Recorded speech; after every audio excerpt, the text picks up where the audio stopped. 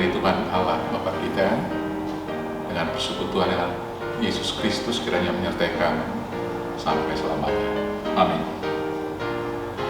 Shalom jemaat Tuhan yang dikasihi Kristus. Firman Tuhan yang menguatkan, meneguhkan kita melakukan tugas panggilan hari ini. Saya akan bacakan dari Amsal 24 ayat 10. Demikian firman Tuhan. Jika engkau tawar hati pada masa kesesakan, kecillah kekuatan. Jika engkau tawar hati pada masa kesesakan, kecillah kekuatan.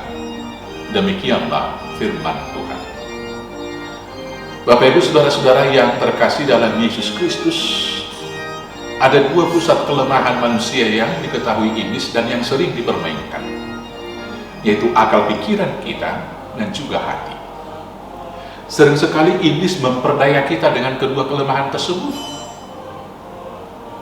Dalam banyak hal kebenaran, iblis selalu menggoda kita untuk memikir-mikirkan, untuk menimbang-nimbang, untuk mengkritisi, dan kemudian meragukan kebenaran, bahkan firman Tuhan yang mutlak adalah kebenaran dari Allah tersebut. Maka peperangan yang ditawarkan oleh iblis itulah peperangan pikiran. Dan setelah pikiran kita dapat dia sesatkan, kemudian kelemahan yang kedua yang diserang adalah hati kita.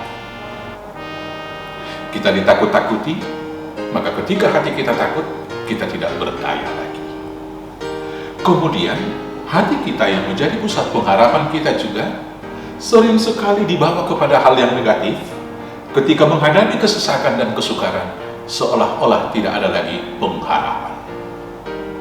Perang urat saraf, perang hati, itu yang dilakukan oleh iblis. Maka firman Tuhan hari ini mengatakan, jika engkau tawar hati pada masa kesesakan, kecillah kekuatan. Dan berkenaan dengan ini dalam Amsal 4 ayat 23 dikatakan demikian, jagalah hatimu dengan segala kewaspadaan, karena dari situlah terpancar kehidupan. Menjaga hati dengan kewaspadaan supaya jangan cepat tawar hati adalah membuka hati dan mengundang Roh Kudus agar bersemayam di sana. Ketika Roh Kudus yang menguatkan hati kita, maka dalam kesesakan dan penderitaan yang paling berat sekalipun, kita tetap punya pengharapan. Maka jangan pernah tawar hati. Apapun kesulitan, apapun kesusahan, tetaplah bersukacita di dalam pengharapan.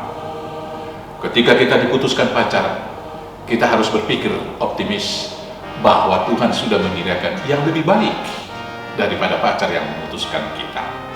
Ketika kita gagal dalam satu usaha, kita harus optimis dan berharap bahwa Tuhan menyediakan ladang yang lebih baik.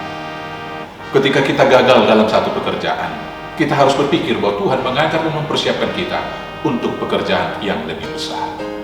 Maka ketika kita tidak kecut, ketika kita tidak tawar hati, apapun perkara dapat kita tanggung. Seperti yang dikatakan oleh Rasul Paulus, segala perkara dapat kutanggung di dalam Dia yang memberi kekuatan kepadaku.